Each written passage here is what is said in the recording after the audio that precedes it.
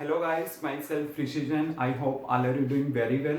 Now students, in continuity with the previous topic related to the important questions of the current electricity, we have the next problem related with the current electricity is a cell of EMF E and internal resistance small r is connected across a variable external resistance capital R.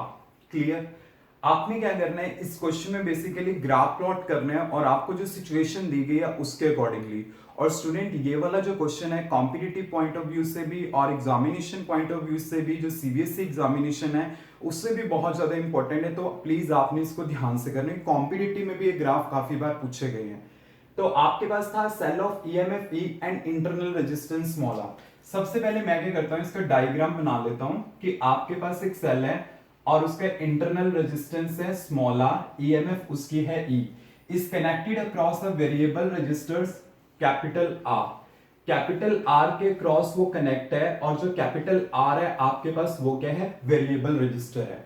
और current का direction इसके accordingly क्या होगा, ये होगा। Clear?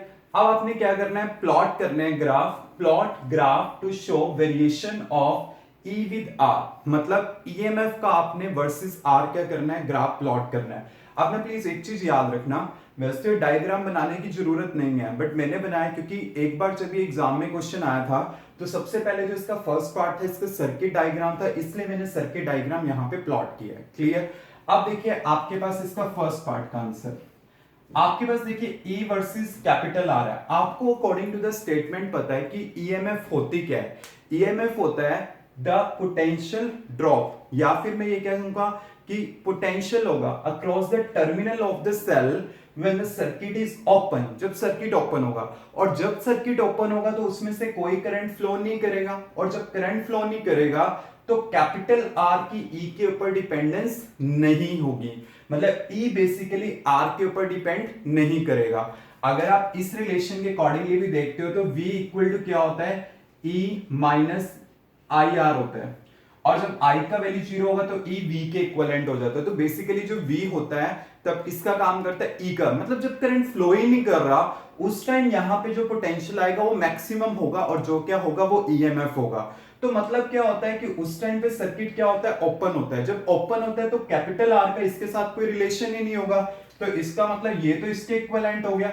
और अगर मैं यहाँ पे ग्राफ प्लॉट करता हूं तो आपके पास क्या होगा, मैंने R का E के साथ बनाना था तो आपके पास क्या होगा, पैरेलल टू एक्स एक्सिस। क्यों?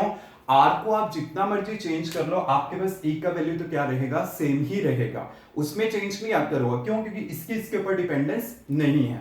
नाउ अब आपके पास आता है इसका सेकेंड पार्ट। सेकेंड पार्ट क्या है, टर्मिनल वोल्टेज V का आपने बनाना है विद कैपिटल R, मतलब V की डिपेंडेंस आपने R पे शो करनी है। और आप किस टाइप से शो कर सकते हैं वो देखिए। उसके लिए ना मैं यहाँ पे रिलेशन यूज कर रहा हूं ये वाला, E by V minus 1 into capital R। Clear? ये रिलेशन हमारे पास आर्टिकल में आती है, इसको मैंने क्या करना है, एडजस्ट करना है। इसको मैं इस टाइप से लिख रहा हूं, small r by capital R, E by V minus 1, तो E बाई वी क्या आ जाएगा आपके पास, R प्लस 1, ये आ गया आपके पास। तो यहां से आपके पास V का वैल्यू क्या आएगा, V equal to E by R plus 1। क्योंकि देखिए मैं लिखने को डायरेक्ट रिलेशन ये लिख देता but you will not able to understand कि ये रिलेशन किस टाइप से हमारे पास आया है, तो इसलिए मैंने बेसिकली क्या किया है, पहले ये रिलेशन लिखा है, फिर मैंने V की R के ऊपर डिपेंडेंस दिखानी है तो इसको मैंने इस टाइप से लिख दिया। अब मैं यहां पे कर सकता हूं, अब देखिए कैसे होगा। अगर आप कैपिटल R को यहां पे इंक्रीज करते हो, अगर आप कैपिटल R को इंक्रीज करते हो तो ये वाला फैक्टर क्या करेगा, डिक्रीज करेगा। अगर ये वाला फैक्टर डिक्रीज कर रहा है तो ये क्या करेगा, इंक्रीज करेगा। मतलब क्या होता है कि अगर आपने R का V के साथ ग्राफ प्लॉट करना है तो इसमें क्या होगा कि जब आप R को इंक्रीज करोगे तो V भी क्या करेगा, इंक्रीज करेगा। क्योंकि देखो R को इंक्रीज करूंगा तो ये फैक्टर डिक्रीज करेगा, अगर ये डिक्रीज करेगा तो ये क्या करेगा, इंक्रीज करेगा, but not in the linear manner. मतलब इसका ग्राफ बेसिकली आपके पास किस टाइप से बनेगा, इस केस में हमारे पास जो ग्राफ प्लॉट होगा between capital R versus V, वो आपके पास इस टाइप से ग्राफ प्लॉट होगा, लाइक दिस। और इसमें मैं डिस्कस कर सकता हूं, जैसे देखिए कि जब R का वैल्यू 0 होगा, आप यहाँ पे r का वैल्यू 0 पुट कर दें, देन क्या होगा, समथिंग अपॉन 0 इन्फिनिटी, और समथिंग अपॉन इन्फिनिटी क्या हो जाएगा 0, तब v का वैल्यू भी क्या आ जाएगा 0, वो 0 आ गया। क्लियर। जब आपके पास क्या होगा, स्मॉल r कैपिटल R का वैल्यू स्मॉल r होगा, जब मैंने दोनों को इक्वल पुट कर दिया तो ये 1 आ जाएगा, 1 + 1 क्या होगा 2, तो v का वैल्यू क्या हो गया e/2 हो गया। तो मतलब क्या होगा, यहां पे समथिंग मुझे वैल्यू ऑब्टेन होगा कि जब r का वैल्यू कैपिटल R होगा उस टाइम पे जो आपके पास v का वैल्यू आएगा वो कितना आएगा, e/2 आएगा। अगर मैं क्या करता हूं, यहां पे r का वैल्यू इन्फिनिटी पुट करता हूं तो समथिंग अपॉन इन्फिनिटी क्या होगा 0 होगा, और आपको पता है जैसे मैंने यहां पे क्या पुट किया, इन्फिनिटी, समथिंग अपॉन इन्फिनिटी 0, तो ये खाली e रह गया, तो v क्या होगा e के इक्विवेलेंट। r इन्फिनिटी होने का मतलब क्या है, सर्किट ओपन ही हुआ, और जब सर्किट ओपन होता है तो v e के इक्विवेलेंट होता है। मतलब क्या है, अगर मैं यहां पे देखूं तो आप कहते हो यहाँ पे r तो इन्फिनिटी की साइड जा रहा है, दूर तक जा रहा है, और यहाँ पे v का वैल्यू क्या हो गया, e हो गया। But student no need to draw this point in the paper, but अगर कोई आइडेंटिफाई करने के लिए बोले तो आप कर सकते हो, इसलिए मैंने पार्ट बताया। Otherwise you can plot graph only, ये पॉइंट मेंशन करने की जरूरत नहीं है, बट अलग से इसके ऊपर क्वेश्चन आ जाए इसलिए मैंने यहां पे वो कॉन्सेप्ट भी क्लियर कर दिया। अब देखिए आपके पास आता है इसका थर्ड पार्ट। थर्ड पार्ट में क्या पूछा गया है, टर्मिनल वोल्टेज का आपने बताना है विद करंट क्या ग्राफ बनेगा। अब थर्ड पार्ट में देखिए मतलब V वर्सेस I का ग्राफ बनाना है, तो आपको पता है V इक्वल टू क्या होता है, E minus I are. Clear. अगर आप I को इंक्रीज करते हो तो इसका मतलब ये वाला फैक्टर क्या करेगा, इंक्रीज करेगा। अगर ये फैक्टर इंक्रीज करेगा तो ये टोटल क्या करेगा, डिक्रीज करेगा, उसकी वजह से V क्या करेगा, डिक्रीज करेगा। तो इसमें मैं लीनियर मैनर में शो कर सकता हूं कि अगर आप यहां पे I versus V graph plot करते हो तो आपके पास ये बनेगा। क्लियर। मतलब I को जैसे जैसे आप क्या करोगे, इंक्रीज करोगे, देन V का वैल्यू क्या करेगा, डिक्रीज। बिकॉज अगर I इंक्रीज होगा ये क्या करेगा, इंक्रीज करेगा टोटल, एंड देन ये क्या होगा, डिक्रीज, तो V क्या करेगा, डिक्रीज। आई होप आपको ये तीनों ग्राफ क्लियर होंगे। Clear students, any doubt? Now student next question is a series parallel combination of two given resistor is connected one by one across a cell। मतलब कि आपके पास सीरीज कॉम्बिनेशन है resistors का, पैरेलल कॉम्बिनेशन है, and they are connected across the cell. Clear. आपने बताना है in which case will the terminal potential difference across the cell have the higher value. आपने इसमें ये चीज नहीं बताना कि पोटेंशियल ड्रॉप कहां पे ज्यादा होगा, आपने बेसिकली यहाँ पे पोटेंशियल ड्रॉप बताना है किसके क्रॉस, सेल के क्रॉस। बेसिकली पोटेंशियल डिफरेंस जो होगा सेल के क्रॉस क्या होगा, टर्मिनल पोटेंशियल डिफरेंस सेल के क्रॉस फॉर द सीरीज और द पैरेलल किस केस में आपके पास ज्यादा होगा, वो चीज आपने यहाँ पे बतानी है। Because student will get confuse कि वो इसको करते किस टाइप से, V equal to I R लिख देते हैं, और ये कहते हैं रेजिस्टेंस जहां पे हाई होगा वहां पे V का वैल्यू क्या होगा, हाई होगा। बट ये चीज गलत है। This is a potential applied और the potential drop across the resistor, but यहां पे हमने सेल के केस में करना है। तो स्टेटमेंट को प्लीज केयरफुली पढ़ना, तभी वो क्वेश्चन क्या होगा, सही होगा।